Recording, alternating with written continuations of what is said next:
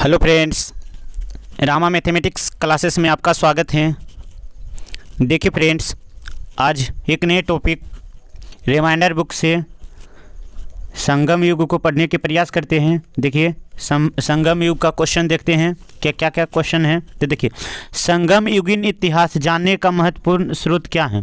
संगम युगीन इतिहास जानने के लिए महत्वपूर्ण स्रोत क्या है। तो संगम युगीन साहित्य क्या है। तो संगम युगीन साहित्य है। संगम साहित्य से कौन सा क्षेत्र का इतिहास मिलता है। संगम युगीन साहित्य से कौन सा क्षेत्र का इतिहास मिलता है। तो दक्षिण भारत का इतिहास किसका मिलता है।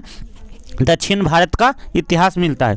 संगम साहित्य में किसे महाकाव्य स्वीकार किया गया है। संगम साहित्य में किसे महाकाव्य स्वीकार किया गया है। तो शिल्पादिकारम को क्या है। तो शिल्पादिकारम को महाकाव्य कहा गया है। चलिए आगे देखते हैं। व्याकरण की दृष्टि से संगम युग की सर्वाधिक महत्वपूर्ण रचना क्या है। तो तोलकाप्पियम क्या है। तो तोलकाप्पियम है। क्या है। तो तोलकाप्पियम है। संगम साहित्य का संकलन 3 संगमों में किया गया है। तीनों संगमों का आयोजन किस वंश के शासकों के संरक्षण में किया गया है। तो पांड्य शासक किस है। तो पांड्य शासक के संरक्षण में किया गया है। चलिए आगे देखते हैं। संगम साहित्य का प्रमुख विषय श्रृंगार या वीरगाथा। श्रृंगार या वीरगाथा है, जिसे क्या कहा गया है। श्रृंगार और वीरगाथा को क्या कहा गया है। तो अहम और पूरम क्या है। अहम और पूरम कहा गया है। क्या कहा गया है। अहम और पूरम कहा गया है। चलिए आगे देखते हैं। संगम का तात्पर्य क्या है। संगम का तात्पर्य क्या है। तो तमिल भाषाओं के विद्वानों की सभा। तमिल भाषाओं के विद्वानों की सभा है। चलिए आगे देखते हैं।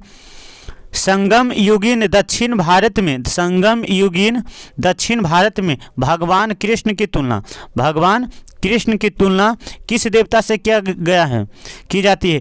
तो मयो देवता से। किससे। तो मयो देवता से की जाती है। किससे की जाती है। तो मयो देवता से की जाती है। चलिए आगे देखते हैं। देखिए आगे हैं। देखिए, तमिल काव्य का ओडिसी किसे कहा जाता है। तमिल काव्य का ओडिसी किसे कहा जाता है। तो मणिमेकलई को कहा जाता है। मणिमेकलई को कहा जाता है। तमिल काव्य का इलियड। तमिल काव्य का इलियड किसे कहा जाता है। तो शिल्पादिकारम को कहा जाता है। तमिलों का सबसे प्राचीन देवता। तमिलों के सबसे प्राचीन देवता कौन है। तो मुरुगन है। क्या कौन है। तो मुरुगन है। तमिलों का प्राचीन देवता कौन है। तो मुरुगन है। संगम युगीन सेना नायक को क्या कहा जाता है। एनोड कहा जाता था। क्या कहा जाता है। तो एनोड कहा जाता था। संगम युग में मंत्रियों को क्या कहा जाता है। तो अमायचार कहा जाता है। अमायचार कहा जाता है। संगम युग में न्याय का कार्य कौन नहीं करता है। तो पुरोहित न्याय का कार्य नहीं करता है संगम युग में। संगम युग में इराबू क्या है। इराबू क्या है। तो राजा को दिए जाने वाला उपहार। राजा को दिए जाने वाला क्या है। तो उपहार है। संगम युग में कराई क्या है। संगम युग में कराई क्या है। तो एक प्रकार का भू राजस्व कर है। संगम युग में कराई क्या है। तो एक प्रकार का भू राजस्व है। संगम युग में किस प्रकार के गांव को मुडुर कहा जाता है। किस प्रकार के गांव को मुडुर कहा जाता है। तो पुराने गांव को पुराने गांव को कहा जाता है। पुराने गांव को कहा जाता है। चलिए आगे देखते हैं।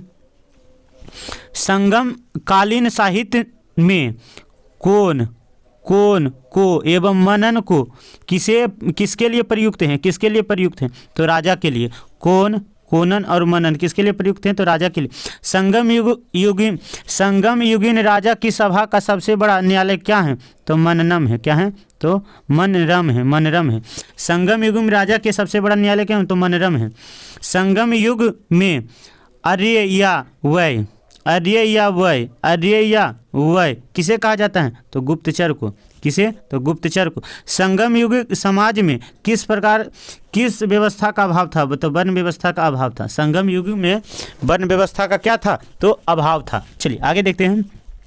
संगम युग में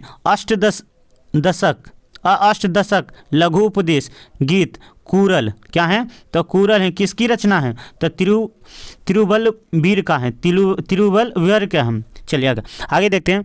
धार्मिक कविताओं का संकलन कूरल। धार्मिक कविताओं का संकलन कूरल किस भाषा में किया गया है? तो तमिल भाषा में किया गया है। किस भाषा में किया गया है? तो तमिल भाषा में किया गया है। चलिए आगे देखते हैं। संगम युगीन विद्यार्थियों को क्या कहा जाता था? तो विद्यार्थी को क्या कहा जाता था? तो देखिए क्या है, तो पिल्ले कहा जाता था। तमिल भाषा में विद्यार्थी को क्या कहा जाता था? तो पिल्ले कहा जाता था। किसने उल्लेख किया कि नंदों ने अपना कोष गंगा की धारा में छुपा लिया है? किसने उल्लेख किया है? नंदों ने अपना कोष, किसने कहा था? तो कौन है? तो मामरी लार हैं। मामरी लार हैं। कौन है? तो मामरी लार हैं। चलिए आगे देखते हैं। देखिए आगे है, चोल वंश का प्रमुख केंद्र कौन है? चोल वंश का प्रमुख केंद्र कौन है? तो तंजौर है। चोल वंश का प्रमुख केंद्र कौन है? तो तंजौर है। चोल वंश का प्रमुख केंद्र कौन है? तो तंजौर है। कौन है? तो तंजौर है। चलिए आगे देखते हैं। दक्षिण भारत में ईसा पूर्व किस साम्राज्य का विकास हुआ? चेर चोल पांड्य का। किसका हुआ? तो चेर चोल पांड्य का। तो दक्षिण भारत में 3 राजवंश का उदय हुआ। देखिए चोल का कहाँ है? तो तंजौर है। चोल का कहाँ है? तो तंजौर है। अब पांड्य का कहाँ है? तो मदुरै है। पांड्य का कहाँ है? तो मदुरै है। पांडवों का सर्वप्रथम उल्लेख किसने किया? तो टॉलमी ने किया था। पांडवों का सर्वप्रथम उल्लेख किसने किया था? तो टॉलमी ने किया था। पांडवों की प्रारंभिक राजधानी कोरकै है। कोरकै है। कौन है? तो कोरकै है। प्रथम शताब्दी में पांडवों की किसे अपनी राजधानी बनाया था? तो मदुरै की बनाया था। किसको? तो मदुरै। चोल शासकों में सर्वश्रेष्ठ शासक कौन था? करिकल था। चोल शासकों में सर्वश्रेष्ठ शासक कौन था? तो करिकल था। किस शासक ने श्रीलंका को विजित कर श्रीलंका पर 50 वर्ष तक शासन किया? तो एलारा। कौन था? एलारा था। एलारा श्रीलंका को जीत कर वहाँ पर 50 वर्षों तक शासन किया। दक्षिण भारत का प्रसिद्ध तलकोनम का युद्ध किसके बीच हुआ था? तलकोनम का युद्ध तो चोल और राष्ट्रकूट के बीच। किसके हुआ? तो चोल और राष्ट्रकूट के बीच हुआ था। संगम युग में चेर वंश के किस शासक ने पत्नीपथ स्थापित किया? संगम युग में चेर वंश के किस शासक ने पत्नीपथ की स्थापना किया? सेनगुटनवन ने किया था। सेनगुटनवन ने।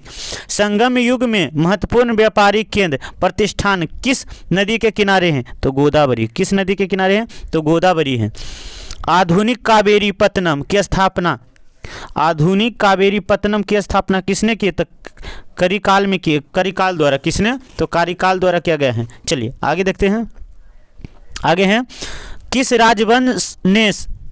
राजवंश को शासक अपने शासन काल में ही अपना उत्तराधिकारी घोषित कर देते थे? कहने का मतलब किस राजवंश में अपने जीवित होते ही अपना उत्तराधिकारी घोषित कर देता था? तो चोल में। किसमें? तो चोल में कर दिया जाता था। चलिए फ्रेंड्स, यह टॉपिक कंप्लीट हो गया। चलिए दूसरे वीडियो में दूसरे टॉपिक को देखने के प्रयास करते हैं। Thanks friend. जय हिंद फ्रेंड।